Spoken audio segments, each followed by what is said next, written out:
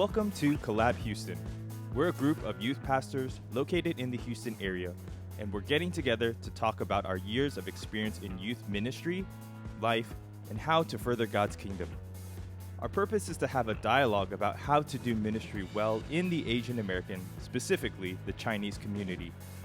We also want to have an active dialogue from our community during our sessions, so please feel free to comment during our live stream, and we'll do our best to answer the questions as they come along.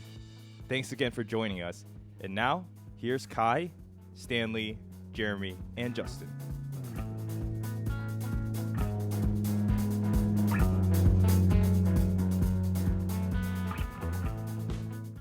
All right. Hopefully we got the intro, and I think we got it this time.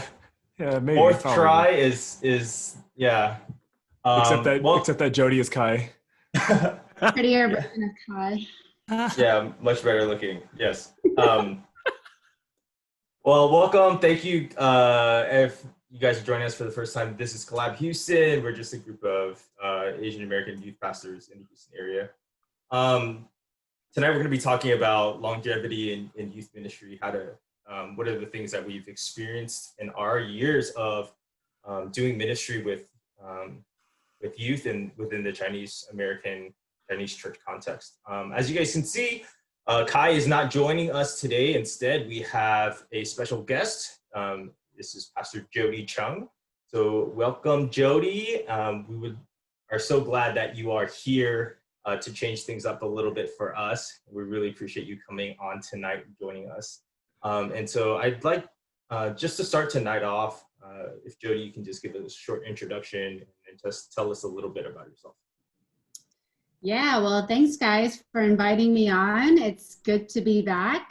I started out as a youth pastor at WHCC back in 2006. So that's why they invited me on, because the topic of longevity is definitely one that I've been living through. So you're the first one, man. You're the first one who created all of this.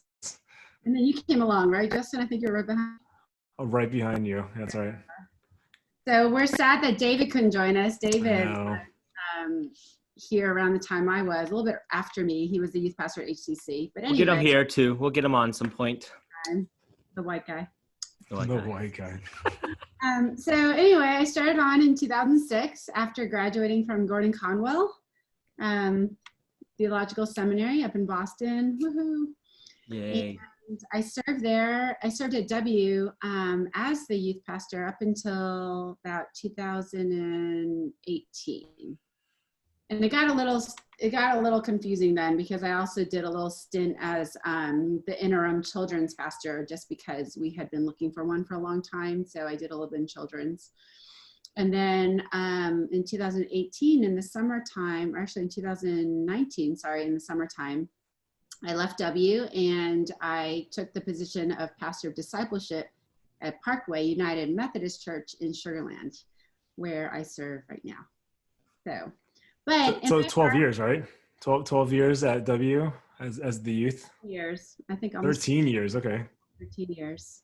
But in my heart, like I still love youth ministry, and I still want to be connected. So it's You're really still good. one of us. You'll always be one of us. Yes, and you can't get rid of me.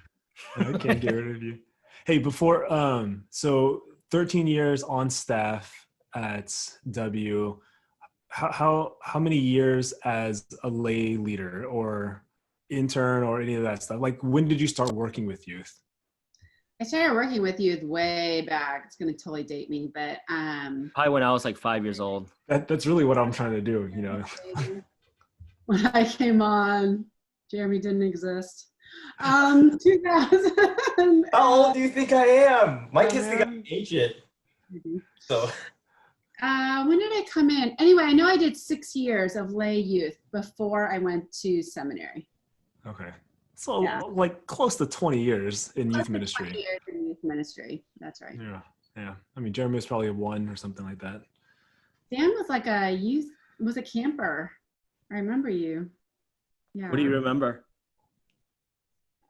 He played guitar. And you It's prayed the same thing, man. It's a stand ball of energy. style prayers on stage. I'm like, As a youth? No, I don't think so. See, I wasn't that. You're not that old, Jody. You're not that old. As much as we make fun of you about your age, you're still the youngest among all of us. Yeah. So, Stan, what about you? Like when did you, on staff as a youth pastor, but then second question, how long have you been working with youth in a lay position, but just, those two things. Staff wise, so I graduated 2000, graduated from college. So I started right out of college. So I think I started back in 2007. 2007, and then I went to school, right? 2009 to 2012, and then just been at, this is my third church now. So what is that? 8 years, plus 3 years. And then I guess I started volunteering in college, so back in 2002. So wow. You do the math. 15? Yeah. 15. I think it's 18. 15, 16, I don't know. 18? Yeah, all right. Okay. And then Jeremy, where are you at? Okay, let me see. I full-time staff started in 2010. So you just hit your 10-year mark, your decade mark? Yeah. Dang. So 10 years, yeah. And then I was intern starting in 2008. That's also when I started seminary. It took me like 7 years to finish seminary because DTS's program is way too long. And then I did a little bit of youth ministry stuff in college, but I wouldn't really count those. Just kind of, I would do camp as a leader, a counselor. But that was my only thing that I would do for youth ministry specifically.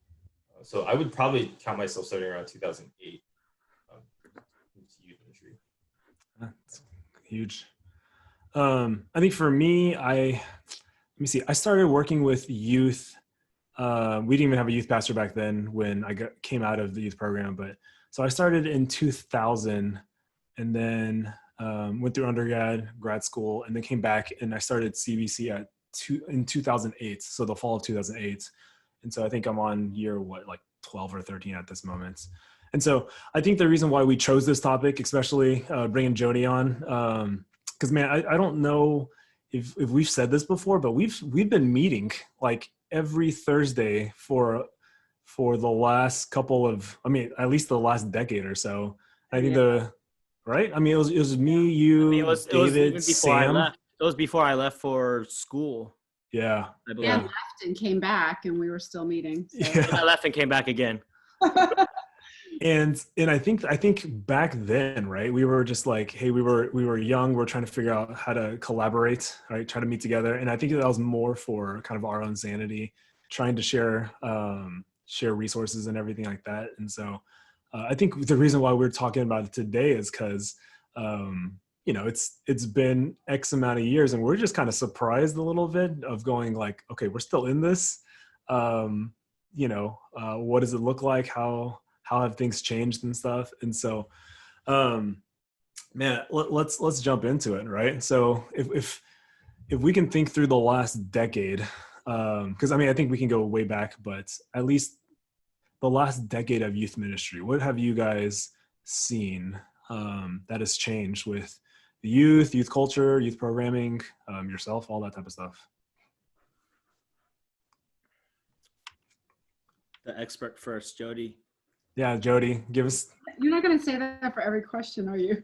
Probably, most likely. Well, if you are the expert, there's only one, I am not the expert. Oh my gosh. Remember, I left youth ministry. So let's just put that there. Well, for me, it wasn't the last decade, but because I started on staff in 2006.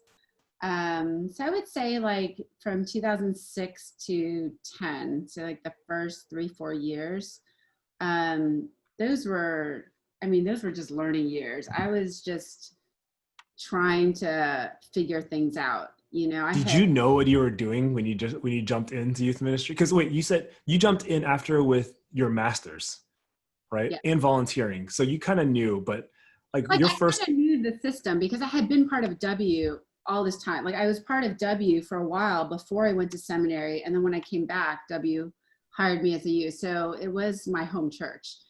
So I was like familiar with youth ministry. Like, you know, I used to run the camps, and I used to teach Sunday school or discipleship groups and things like that. So I was kind of familiar with that, but not actually being the leader, you know? Right. And Danny Yang was before me, and he was like this super cool dude. He like was legit. I mean, he played guitar, he played basketball. He got the Chinese church to let him have youth service in the gym with pillows and like strung up lights. Front runner, man. Like so cool, right? And he was really smart too. He was a really excellent teacher and preacher. So I feel like I had big shoes to fill. But one thing that I think he said that really stuck with me is, he's like, Jody, you just have to, you know, those are externals. You know, what really matters is that you show the youth that you love them and that you're there for them, and you build relationships with them. So I think that stuck with me. So I would say like how youth ministry has changed. I think when I entered, we were still very much in entertainment mode.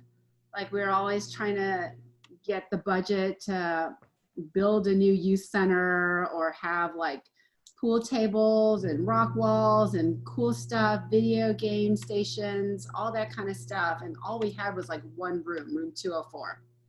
And so we spent all our time, like for years, just trying to convince the church that we needed our own designated youth center, because it really was all about entertainment back then and bringing kids into the church, like attract everyone outside in. But I think over, you know, the next decade, it slowly became going away from entertainment, because I think a lot of the big churches were actually seeing youth not fill up these youth centers anymore. And it became, no, it's not entertainment, it's entering their space, going into. When did that change? Like for, not just for you, but for all of us, right? Because did we all jump into youth ministry thinking that it's programming? Because, you know, I think all of us come in, I think some of you guys, you know, it's a smooth transition, right? For definitely Jody and Jeremy, you guys grew up there. Stan, maybe even a little bit, right? Well, I don't like the word programming though, because I mean, programming is, I think we just became more intentional about our programming.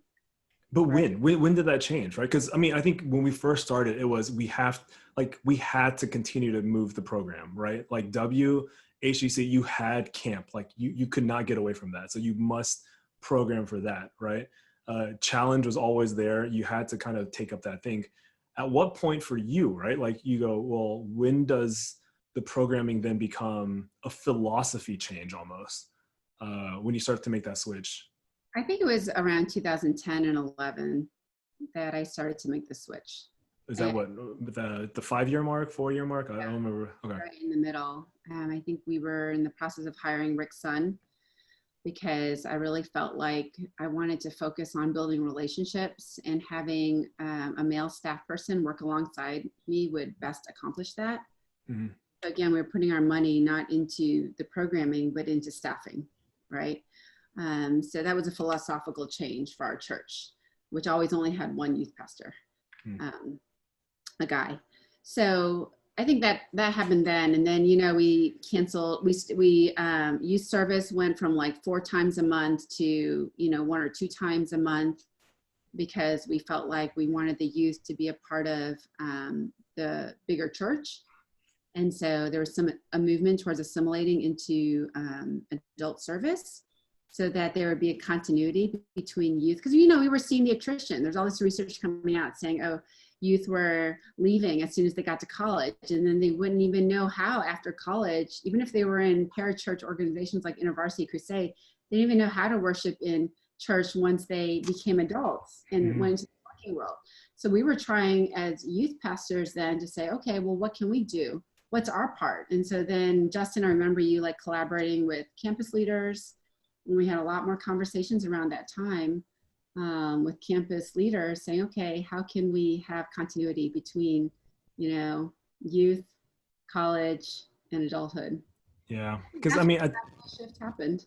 That was huge, because I remember I remember it was one of the Thursdays that we got together and we were going, okay, if we have them for 7 years, right? If we have students for 7 years and we're lucky enough to stay with them for 7 years, what's the end goal, right? If we can structure a perfect youth program, what's the result that we wanted to do? And I think that, to me, that's the thing that kind of freaked me out was, okay, I need to start thinking kind of longer term there. So that's okay. That's good. I mean, what about you guys? I think the shift really happened when we started kind of what Jody was talking about. We started looking at our college students. And even now we're looking at beyond college students. We started looking at the transitions between going from high school to college and now college to the working world. And we realized that we never taught our young people what it meant to be part of the church. We were always isolating them. We were like in the Chinese church. We have so many silos, Mandarin, Cantonese, English, children, youth. These are all silos and they never kind of work together and they never experience each other as one body, one unified body of the church. And I think that's really where for us at Fort Bend, we were like, man, these college students who go to college, when they come back, they may know how to worship in a young adult service. We don't have that. We don't have that kind of service in any of our Chinese church contexts. So when they come when they come home, they're like, this sucks. Like this service stinks. Like it doesn't meet my needs. It doesn't teach me anything. I don't feel anything from God, and then it just became about this very like self-fulfilling kind of way of thinking of church. And it really, I think, and that came from me about just realizing I needed to do something also about halfway, like year 4, year 5, where I was like, hey, like we need to really take a pause on what we're doing here and really consider the consequences of our intention. Attractional youth ministry. Yeah. I didn't want to use programming, but yeah, that kind of attractional youth ministry where we just attract and then, hey, look how great this is. But when you go off, you're not a part of this anymore. This attraction that originally drew you. And that really threw people off when they would come back as adults, college students, adults, because InterVarsity, Crusade, those are great organizations, but they also don't teach how young people can be integrated into the bigger church.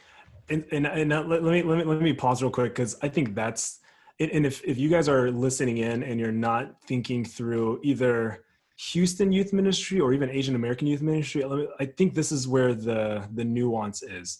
Well, I think what we realize, especially in the later part of 2000s, early 2010s, what we're trying to understand in our culture is most of our people are coming out of Asian American churches, right? And they would go into like UT, A&M, Wake, Baylor, and they would be joining up with all of these different campus ministries. And they would be going to these like really good, solid fellowships, like Breakaway, Stone, The Village, these type of things. And what they'd experienced was something that they couldn't get back at home, right? They didn't have the preaching, they didn't have the worship that they experienced in college, and they didn't have like the hardcore disciples or small group mentality, right? They did small group and they loved it on college campus. And so when they graduated and they were trying to find that same thing, there's just like, there's no way that like their college experience ever jumped into this. And I think that's what freaked me out to go, holy crap, right? We're not just losing them into college, right? That was the scare back, right, Jody, at the very beginning. That was the scare of, the worst fear for youth pastor was, a bazillion %. They're not going to go to church when they go to college. They're going to lose their faith. But that wasn't the issue in Texas because there's a ton of Christian ministries. It was after college that we start to see a disconnect, and they not just coming back to our church, but not coming to church or not going to church at all. And I was like, okay, that actually starts at the youth level. But again, I didn't pick that up till like year 7, year 8 of doing youth ministry, right? So Stan, I mean, like, do you feel the same thing? Because I know we all grew up in this system, and all our kids went to the same school. I mean, I even as I'm listening and watching y'all talk and listening, like I'm realizing that we all went back to our home churches. Like, I think what you guys are hoping is that, hey, our students find their home. Like Jody, you said, this is your home church, right? Jeremy, you grew up there, and Justin, you were there too. And then I always tell my students, I'm like, hey, this is my home church, not because I grew up here. It's because of the people. And, I think that's the hope that we kind of maybe shifted to. We're like, hopefully this is your home. These are your people. You know, shifting from just being that, having one, you know, the youth service and whatnot. And, but yeah, I mean, even like before I left, I know like we had our youth service every week. And I know when I left HCC, David, he just blew everything up, right? He's like, Stan, what are you doing? Like, you know, but he like changed up the whole thing. And I know it was really hard for a lot of people to kind of get on, like just jump on board. I remember, man, David like made a lot of enemies back then when he first started. It was tough for him. But it was a good move, but it was a tough move. Yeah. But the fact of wanting the students to get into the church. And so that's just a big thing that I'm trying to do now, and just trying to push is, I hope our, you know, even for our seniors this year, I mean, I'm really hoping that they come back, you know, they incorporate it into the college and whatnot. And, but yeah, just really wanting them to see, hey, these are your people. I mean, this is another thing, right? One shift I've seen myself is, you know, just being young and single way back when, you know, I could just brute force youth ministry, right? And so let's have all the kids over at my place, and, you know, we'll do cookouts, and I'll be the Lone Ranger, right? But now it's just like, no, I can't do that. But let's just get 20 other adults on board, and just make disciples together. And that's kind of what I'm hoping now, just kind of getting the church involved and shifting from me being one person to having a team. And I feel like that's one of the biggest things versus me making disciples versus a team making disciples. That was a big shift for me. And I think any young youth pastor listening to this, or any people wanting to do youth ministry, I think that's going to be your first hurdle, right? It's yourself. You need to get over yourself as the superstar, as the someone who is the one on, because it's alluring, right? Like, you have all of this hype around you when you're young. You have all this energy. People like just follow you around. But like at the end, it can't be about us, because man, the moment your life state changes, like the whole thing's gone. And so you can't build the kingdom off of your own platform. Okay. I mean, that's huge. Jenny, you ready to say something? Advantage, because I was never the superstar, so that was good. That's what we did in our Thursday meetings. We like pumped each other up because we were just so sad from the weekend. Defeated. Okay, so that's us on how we've changed kind of a little bit on philosophy and these type of things. I don't want to be the old guys and be like, well, back in my day, but how has teenage culture in your mind changed from 10 years ago, right? And again, I think the blessing that, if you're watching in this, I think we said like the average not the average lifespan, but the average tenure of youth pastors, somewhere like 2 to 3 years, right? On a whole. And I think it takes a longevity to be able to see kind of, you know, a decade before. And so for youth culture, like your students now, like 10 years ago, where they're at now, how have they changed?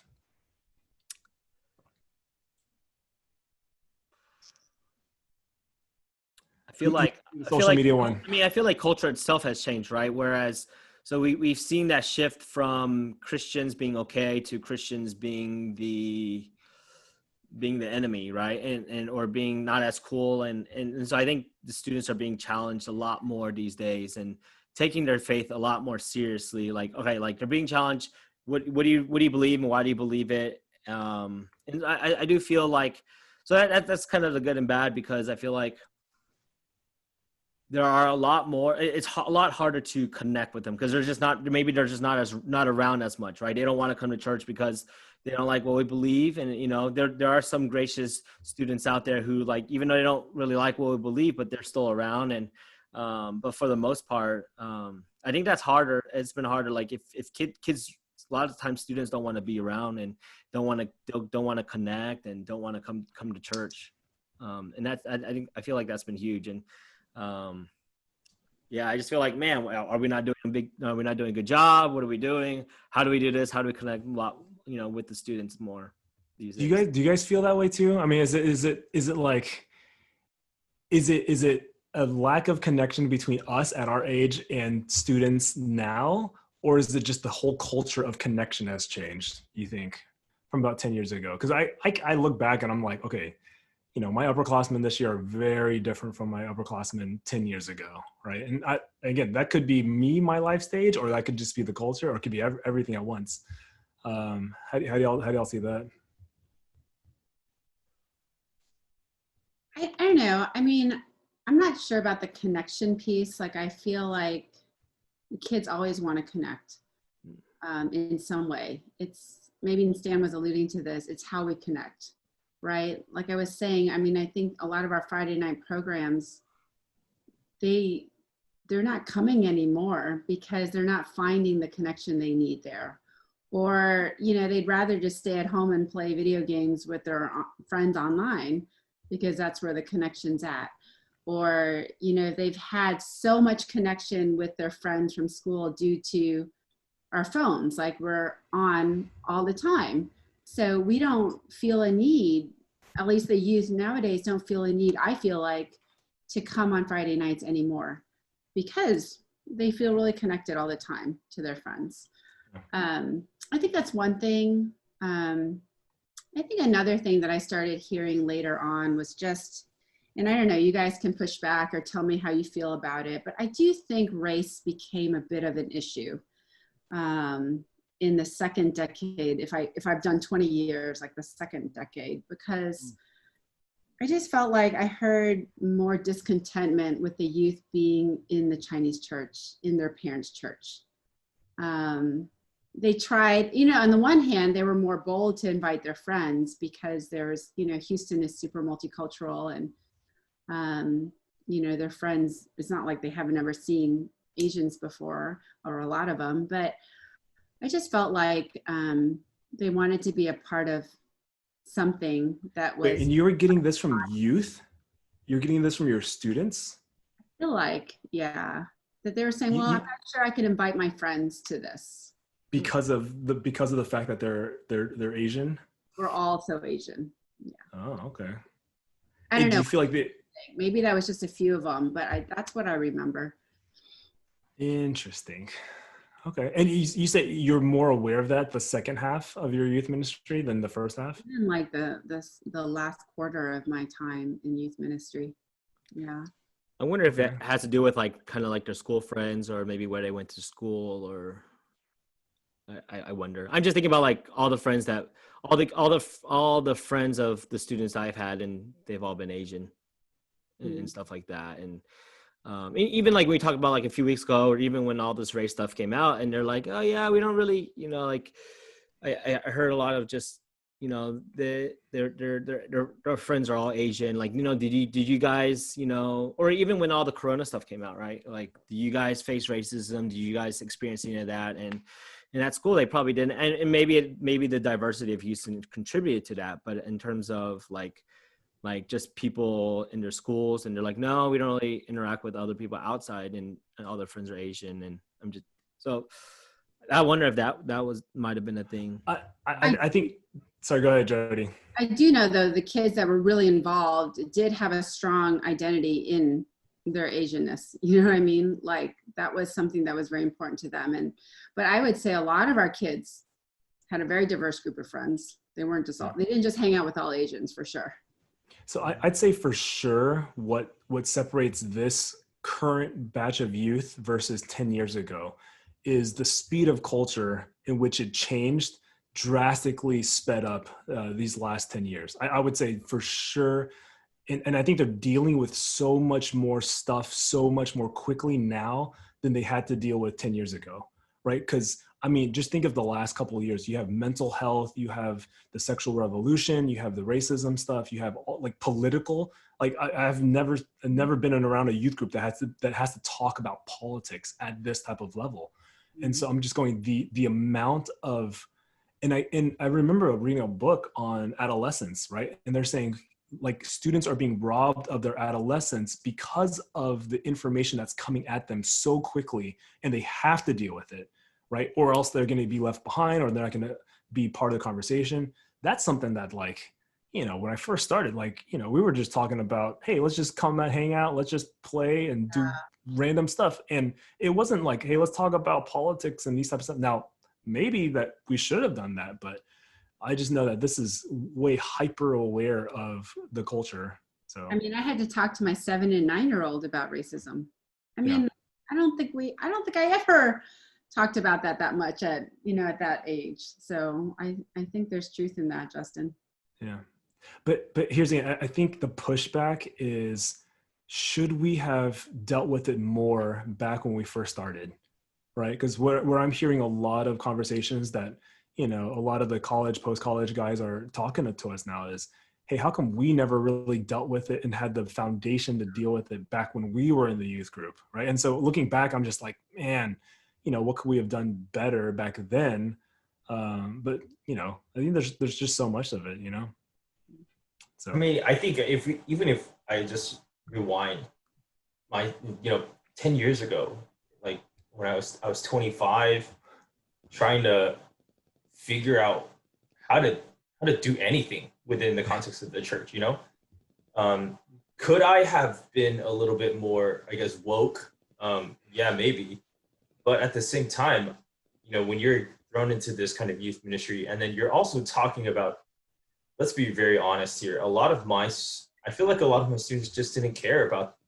So, I mean, some of them really care. And I definitely want to acknowledge that. Some of my students really care about the racial issues that have come up, Black Lives Matter stuff.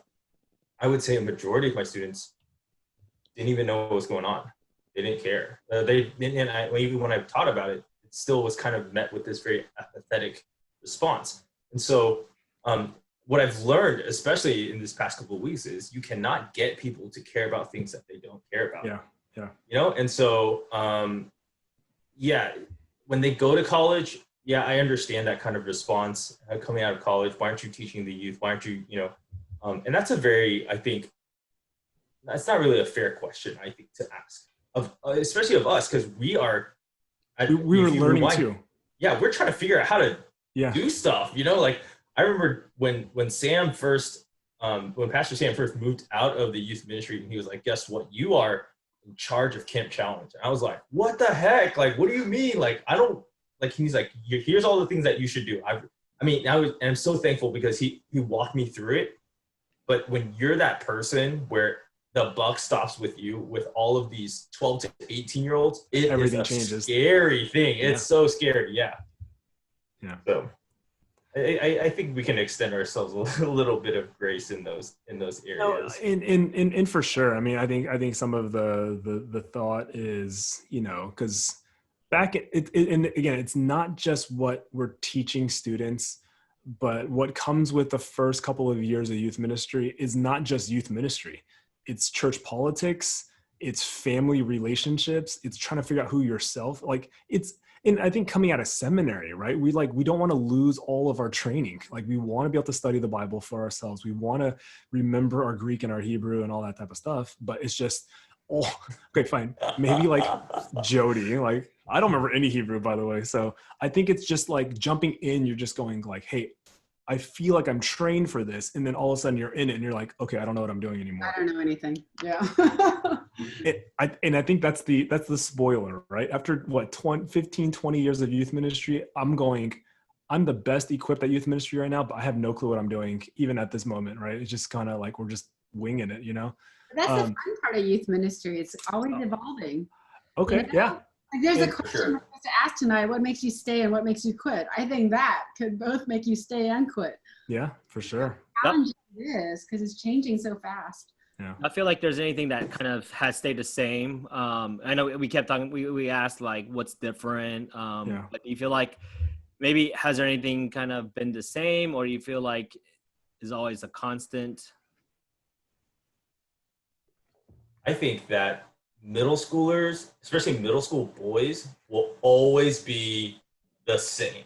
Like, okay, you can take the context. I mean, the kind of minor details. Like, 10 years ago, it might have just been like, planking on random stones, right? But I don't even know if that's 10 years ago. But and then you can take now. It's like Minecraft, and you just replace whatever that thing is with Yeah. a middle school boy. Because I think middle school guys are just, they're so awkward and it's so great. It's so fun. I mean, when Cole hits that age, you know, it's going to be so awesome for you.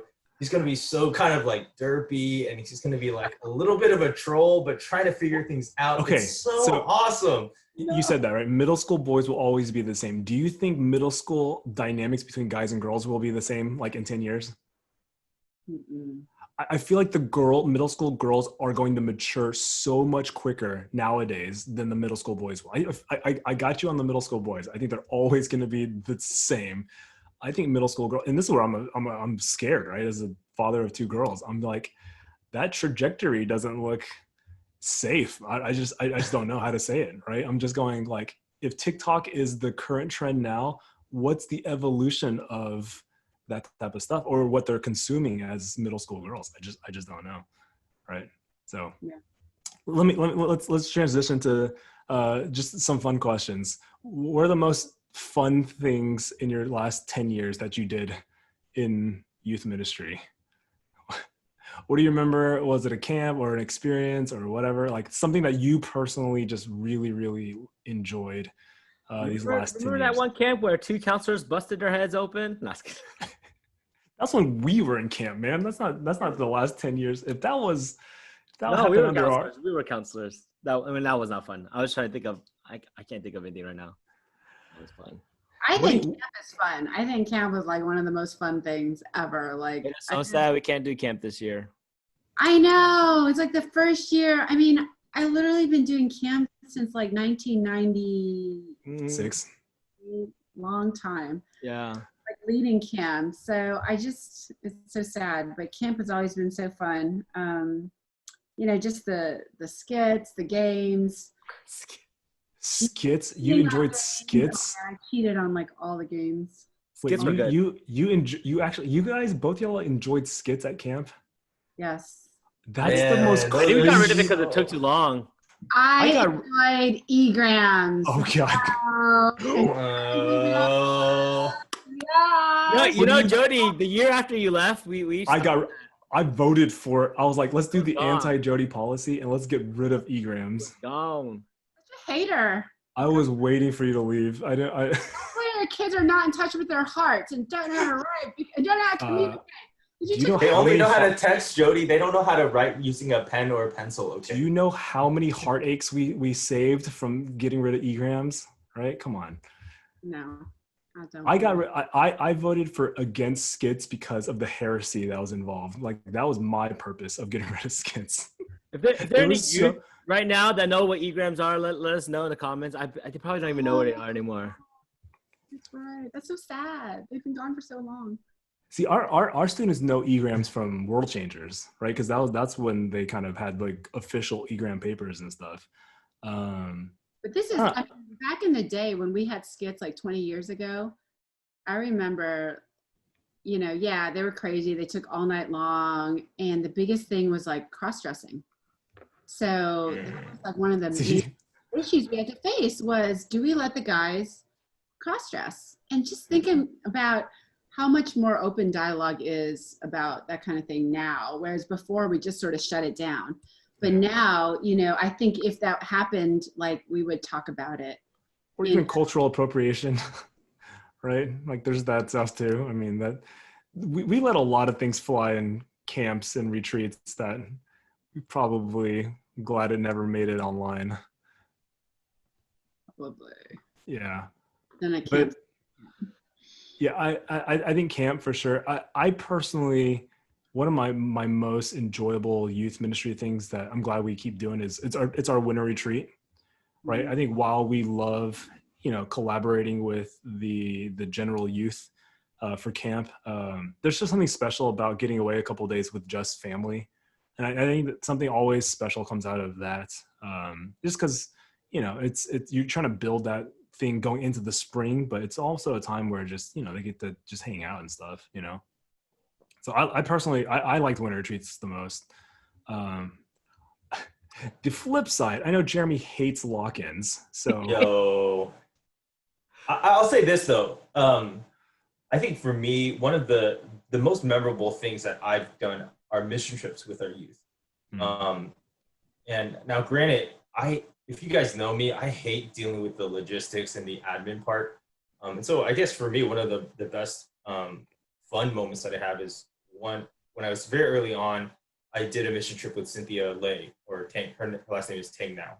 But we went to a mission trip together, and that was probably one of the most fun mission trips that I've ever been on, mainly because I didn't have to deal with any of the admin side. She took care of all of that, and very thankful for that. And I just got to hang out with students, and I got to be myself. I was single at the time, and just chilling, and I was the new youth staff, and I just really, I look back and thinking very fondly on that. Now, I will say this, and I've told my students this about lock-ins, especially like when I'm under really high stress, like situations like camp, mission trips, and I don't get enough sleep, which is all lock-ins. The next day, I wake up with a super huge migraine, like 100% of the time.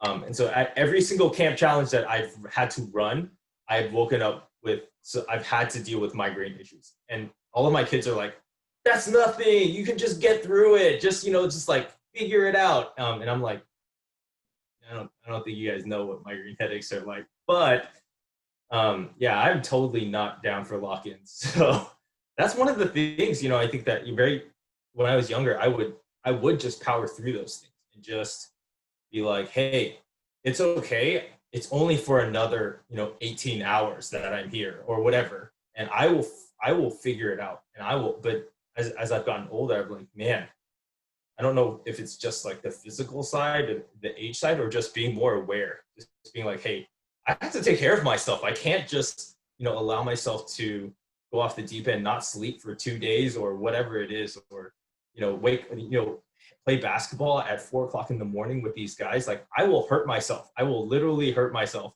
And so it's just one of those things now, I think, especially, thinking through like how long we've been in youth ministry. So yeah, our bodies can't handle it. Yeah. Well, I hear y'all saying stuff like, where I'm kind of going to connect this back to what Jody was saying earlier, where students, they just look for the connection with people. And I'm thinking back to, well, I guess even before the mission trip, right? I think back part of one of my favorite times is, it's kind of like it's like the mission training where, and this kind of goes back to one of my previous churches where we did like super intense mission trip training, and we would spend like it would be like, we would have like 3-4 lock-ins, and then some of the lock-ins were like for a week long, right? And so well, maybe not that long, but it was like a few days, but over the weekend at least. Not that long. But I guess like you guys are saying, like, these things are where you get to connect with the students. This is where it's fun. This is where like you get to know them. Because I remember saying at like the first mission trip meeting, like training meeting, I don't know about you guys, but you can imagine like how awkward it is, right? It's always like, all right, no one wants to talk, no one wants to share, no one wants to do anything together.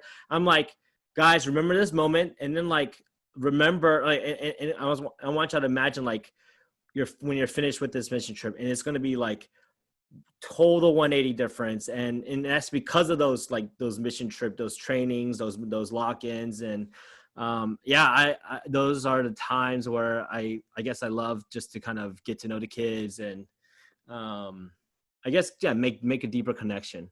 I guess they all talk about like, longevity in ministry. And I know myself, I haven't been, I was at Katy for like 4 years, and then 2 years in Boston, and then 1 year now. So I'm just like starting all over, like every time. And I feel that, right. And so it's like, if I feel I got to get over this hump of getting to know them and for them to trust me. And so I'm kind of waiting for that time where like, all right, I know these kids, and kind of the sweet ministry stuff happens after these moments. Yeah. And I know our time is running short, and so I think the one of the last questions we want to ask is, for us, right, in the last 10, 20 years of doing this, what were the moments that made you want to quit? what were the moments that made you want to stay, right? Because Stan, we'll lead off with you because you just kind of went there. What were those moments for you that's, you know, and by the way, we're asking this not just so that we can remember these things and maybe look back at it and try to remember, but also for, again, youth who are listening in and you're trying to go, hey, what is the heart of your youth pastor? What do they really feel at this moment? Because it's not just, you know, it's not just one thing that we're dealing with. What are the moments that make us go, man, this is tough? And we're not trying to scare you or try to like do this, or parents, if you're watching in, this is kind of what we're feeling. But then also what brings us joy, like what keeps us there. Yeah. And so that's the heart. So when we say these things, we don't want to kind of, you know, we don't want you to take it to one or the other extreme. This is just kind of the question that we have to ask ourselves. You know, what were the moments where it's really hard that we want to quit, and then what makes us want to stay and continue to stay? Yeah, I mean, so I'll start off with like y'all know, and I think people watching should know. Just we've been around, and we didn't quit because of, or I didn't quit and move because of, it wasn't ministry situation. And so there was just kind of other outside things. And so, but I'll say that there are times where, yeah, like you feel the need to quit because of ministry. And I think a lot of that probably, I mean, maybe I'll say this too, but it's just when you just feel like a failure or something, right? You just feel like, man, you're just not connecting, man, you're not on the same page with the students, or you just feel like you're not doing a great job and connecting with them, or, you know, am I teaching them anything? Am I making a difference in anything? And so I think that's the biggest thing, of just kind of feeling not good enough, not knowing what I'm doing, or even like, okay, I know a little bit now, and I'm, you know, you're trying to do ministry with a little bit that, you know, and it's like, all right, that doesn't work. Right. And so, yeah, I think for me though, like, you know, just kind of talking about what's changed and, you know, what's going to keep me, you know, what keeps me going is just this idea of, yeah, continuing to make disciples and equipping them. And, you know, I think for me, like that's changed, where versus like long time ago, it's always been about, okay, I teach, you know, hey, you listen to me, you do what I, you know, like just all your teaching is from me, versus, hey, let me help you teach people, and, you know, let me train you, let me equip you. And here's the thing, I don't think that's going to happen if I'm not here for the long run. And, you know, hopefully, God, Lord willing, we're here for the long run right now where we're at now. And so, you know, they always say in order to be effective, you got to be there for at least 5 years, you know, and yeah, my hope is to make connections and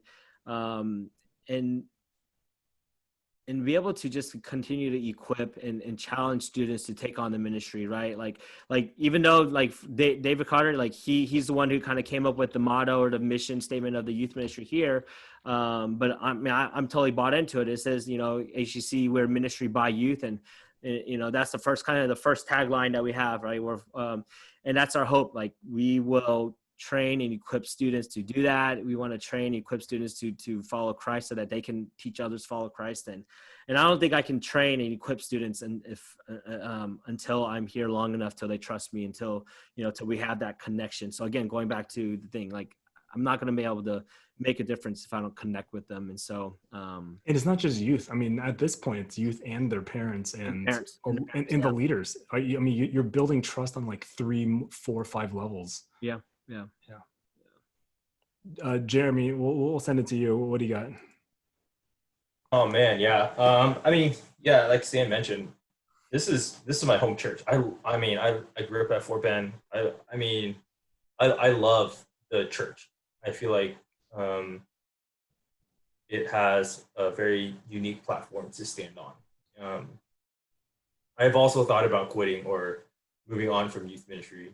And those really centered around a couple of things. One is this idea of what is the growth path for me as a pastor?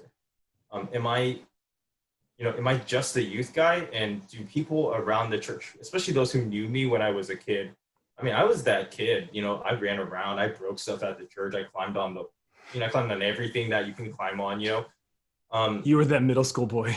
yeah, exact. Now, We all are. yeah. That's why you have a heart for them. I love those. Man, my nephew's at that stage right now, and it's awesome. He's so good. I love it. But I will say that it was really hard because I felt like for a while I just didn't see any kind of path for growth. And I started to feel a very disconnect between like, hey, like I started to have this heart for just the church in general and the things that we talked about, how young people needed to be connected with the bigger church. They need to have these adult connections. They can't just be connected to me, because if they just connect with me, then when they come back, they're only going to come talk to me and they're not going to be invested in the church as a whole. And then when I started kind of branching out of that, I felt like there was a huge pushback in like, hey, the Mandarin congregation has a way of doing things and you need to let us do it this way because we know the Mandarin congregation the best. And so it was kind of like this stay in your lane kind of mentality that I felt. And I also felt like, man, there's a lot of things with like leadership and just feeling like it was really hard to work at Fort Bend. It's really hard and just really, and I felt like people really didn't care about how I am growing as a pastor. And I think actually, the reason why I stayed actually is because of the more I began to see those things and working with my senior pastor. He's tough. Like, I'm not gonna lie, he's a tough senior pastor to work under. But at the same time, he is so driven, and he is the longer he's been in ministry, the more, I guess, humility that he has shown, and willingness to learn. Even just right now, our church is going through a growing young cohort, and he's bought in. Like, he knows he's getting a little bit older, and he's asking these tough questions of how do we get young people into key leadership positions. And that's one of the reasons why I've stayed, mainly because if I want to see Fort Bend Community Church succeed in the next 20 or 30 years, I need to be a part of that as well. And also handing over the areas of what I've learned and handing over those key leadership positions to young people as well. And so it's kind of like, on one hand, yes, like it was the leadership that wanted me to quit. And then on the other hand, it's also the leadership that has caused me to stay. So it's kind of a little, two sides of the same coin, I guess, for me. Yeah. Jody, I'm going to go next because I'm going to give you the last word as our guest.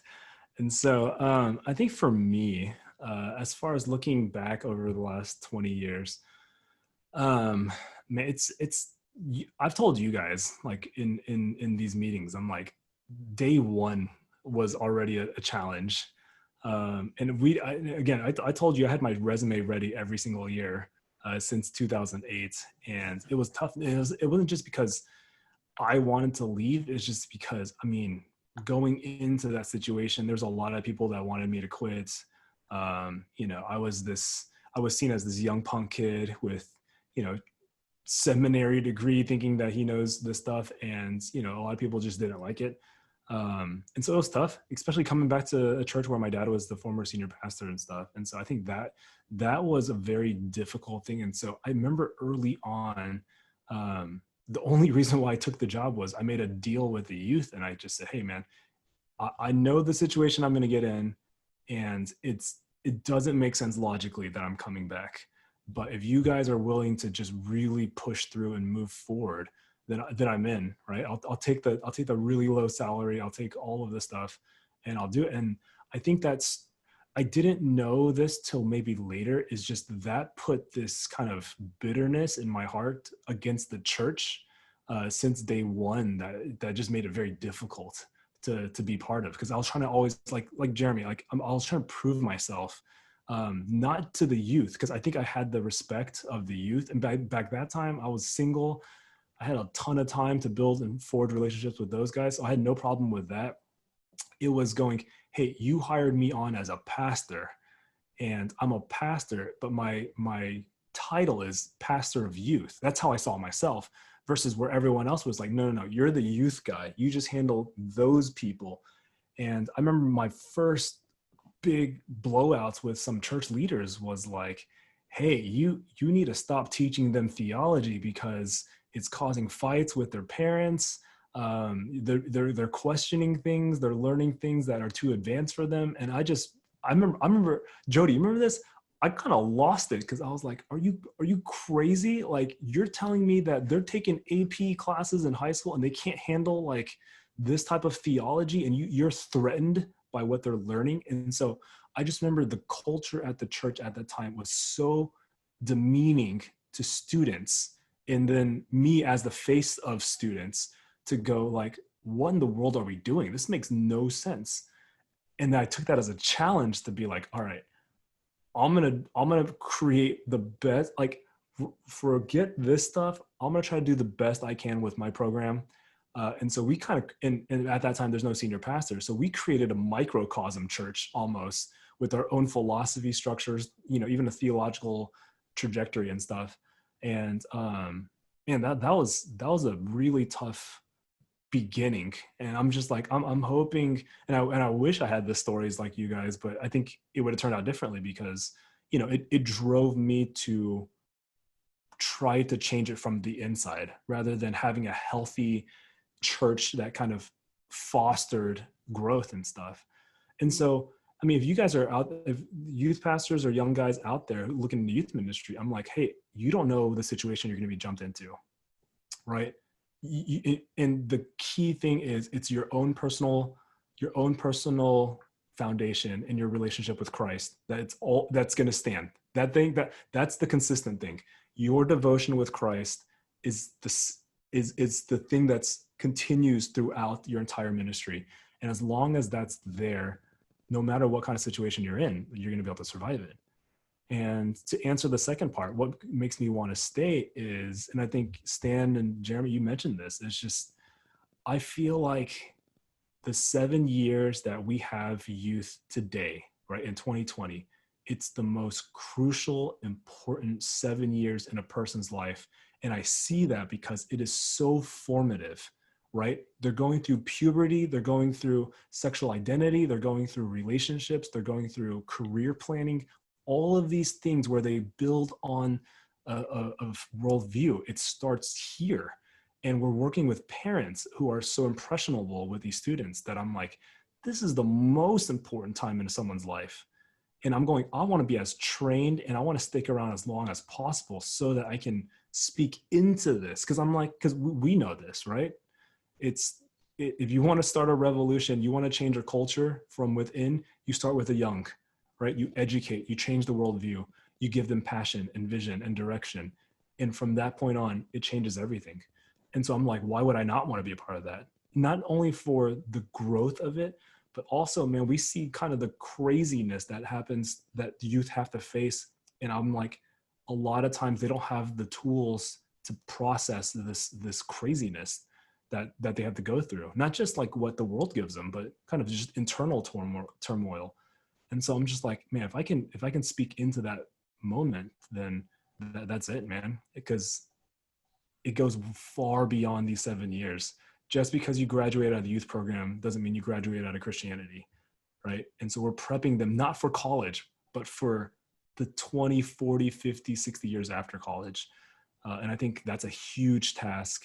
And we said this to each other on this podcast before. We're just like, hey, we need to have a chat with older leaders on staff, and we need to plead our case to be like, look, this is not just a teenage problem. Like, you got to think through this as a trajectory of lifetime stuff. So, and then Jody as our guest and longest tenured person. Not for Wisest. long. Not for long. We'll leave it to you. We'll defer. The three of us will defer to you. But there are many times I wanted to quit. Of course, it was never easy, but I wanted to stay, and I did stay. I think it came down to Jesus loves teenagers. God has such a huge heart for our young people, and by His grace, I did too. I mean, I love God, and Jesus is my all in all. I have tasted and seen that the Lord is good. I have sensed His presence so close to me. He has been a part of my life all my life. I've seen his grace at work in my life, despite my sin, despite who I am. And so I'm often overwhelmed, I think, with God's love. And really, that's what fuels me, is that I just want these teenagers to feel God's love, to be honest. Like, I really want them to just experience what I've experienced in my life. And I feel like as an Asian American, like as a Chinese, growing up in America, second generation, you know, my parents were immigrants, their parents are immigrants. I felt like there's a connection there.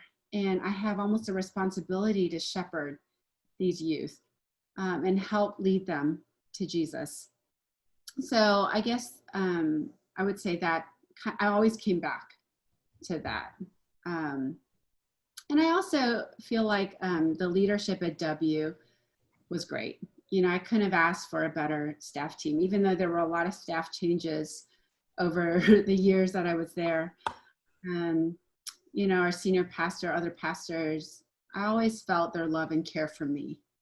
And that really sustained me. They gave me such freedom to try new things, to fail. They were never really hard on me. They gave me freedom to, you know, say no to their ideas. Like Pastor Dave was always trying to get me to do certain things. And I'd be like, okay, yeah, maybe later.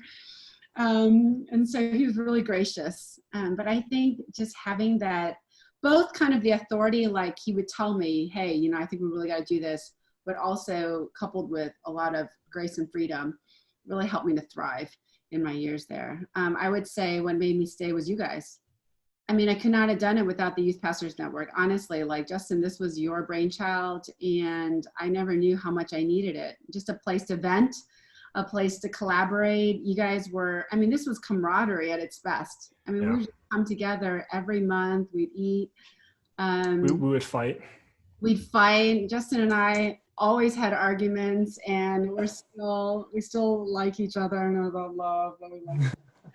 No, really, like, I miss you guys. This is one of the big things I miss, is just having this team. So I guess I hope that, you know, this recording is sent to other young pastors in areas all over the nation. I would say try to find a network, because you guys have been a lifeline to me through this process, through all these years. Sorry, I'm taking up so much time, but I also would say I stay because the youth are just awesome. Like this age group, you know, I was always very insecure because I never felt like I'm not a cool person. Like, hands down, I am not cool. I mean, look, I wear Hello Kitty t-shirts. Like, I am so not cool, and I never have been. But, you know, like, I feel like the kids just eventually, okay, accept me for who I am and all my quirkiness. Like, I never know what they're talking about. I always have to ask. I'm not up on the latest, like, you guys know all the latest stuff, but I never really felt like they judged me. I'm sure there was a contingency that did. I'm sure there was a contingency that wanted a better youth pastor. But I did feel a lot of acceptance from teenagers, and that's why I love this group. I do feel like they're both very judgmental and very accepting at the same time. And so I could be who I was, and I can, you know, eventually lean into that. I think the reason why I would want to quit, and why I did quit actually, was really like life stage. You know, we had a family, we got married early on, and then in the last 5 years of my youth ministry, of my 10 years youth pastor, we adopted 3 kids in 5 years. So it was just a huge change for our family. And, you know, when you have school age kids, they're gone throughout the school, you know, they're gone 7 hours, 8 hours a day. And then all you have is Friday to Sunday with them. But that's when we ramp up. Yeah. Friday night starts, you know, so I'm at work all day Friday, you know, and then Saturdays we're preparing for Sunday, and then Sundays all day. And so, you know, I couldn't have done it without Mike. Mike is my husband, and he's so gracious and so forgiving. And he never really even told me until after I quit how hard it was for him to handle all 3 kids on Sunday. And it grieves my heart that he never really told me, because he didn't want to hurt the ministry. But I felt it too. You know, I felt it for my family. So I think that was one thing. And I think the second thing was just my passion for discipleship was, outgrowing just the youth. I wanted to do discipleship with everyone. And I think it started with my parent classes. I started to teach parent classes in my last 5-6 years. And so I really wanted to do discipleship with youth, adults, children, the whole church, really, not just teenagers. And so, yeah, that's what I'm doing right now. And it's great. But I still have a heart for youth, like I said. I still want to do all the things I never got to done, or, try new things with student ministry, but just in a different way. And that's what I feel like is encouraging to you guys. That I know a lot of you guys are having kids soon, or you, Justin, you have 2 girls. But I really think as youth pastors age, longevity is important, but we shouldn't be confined to the traditional ways of youth pastoring. Yeah. Even if you guys leave your role and your title as a youth pastor, I would hope that you would use all your experience and knowledge to be creative and do different things with youth, like especially now with Zoom and these, this movement towards online ministries. I think it's opening up a lot of possibilities to stay connected with student ministry while not necessarily having the role. And that's what I'm exploring right now. Yeah, it's good. Hey guys, we appreciate you guys jumping in again. Thank you, Jody, for subbing in and chatting with us. Congrats to Kai. Shout out to Kai for being a father now. And Michelle having a kid. And Michelle having the kid. Kai, Yeah. We got to shout out to Millie for the first time. That's right, man. Yeah. So we'll see if we can give you a sneak peek of their household next time we meet, but we'll see. Man, we could talk about this for forever, right? This topic on youth ministry, things that we've learned, but I think the big thing is, we want to encourage not just the churches to listen in on this, but especially young pastors and even students who are considering ministry in the future. It's going to be hard. I think all of us agree, like, ministry is hard on bazillion levels, but it's worth it, right? And this is the reason why we're here. The reason why we want to record this stuff is because, there's while we do complain a lot of times, while you do see us frustrated, our heart is not only for the church, but our heart's for the students and their families and stuff. And so our prayer is always that, hey, the stronger youth ministries, and collectively, I think that's the key, right? It's not just my ministry youth needs to be strong. It's if all of our ministries are strong, then ministry in general, right? Our city, our state, our country, it moves forward. And so that's our hope, that youth pastors, buy into this. We have leaders who buy into youth ministry as well, and they stay for the long run too, right? So thank you guys for joining us another night of Collab Houston, special guest with Jody. I think that's it, right, Stan? We're good? Yeah, we good? All right, we'll see you guys in 2 weeks. Thanks. Bye, guys.